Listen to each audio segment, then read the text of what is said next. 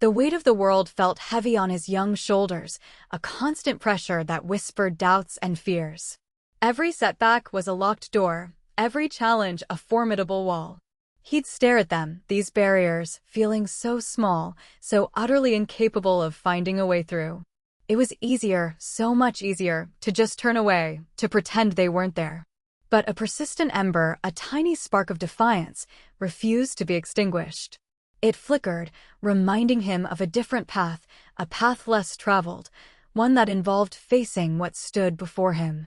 He started small, with the doors that seemed ajar, the ones where the handle felt a little loose.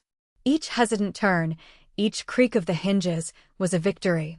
He learned that sometimes, the lock isn't as strong as it appears, that a gentle push, a persistent nudge, can make all the difference.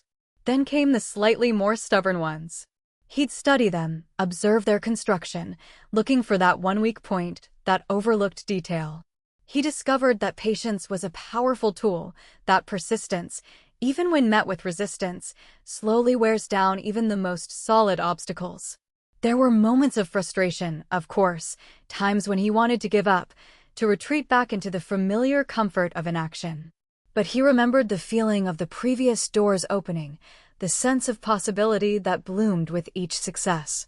He realized that the true barrier wasn't the door itself, but the belief that it couldn't be opened. He began to see that every door, no matter how imposing, had a mechanism, a way to be navigated.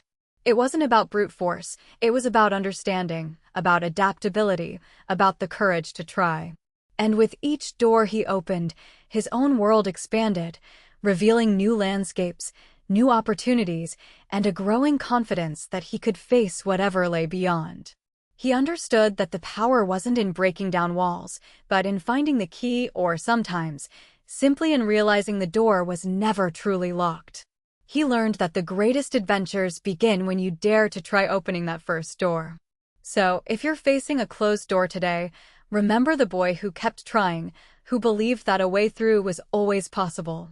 Don't let the fear of what's behind it, or the perceived difficulty of opening it, stop you from discovering what awaits. Thank you for watching. If you found this story inspiring, please give it a like and subscribe for more content like this. Let us know in the comments what doors you've opened in your life and what challenges you're currently facing. We'll be exploring more stories of resilience and growth in our upcoming videos.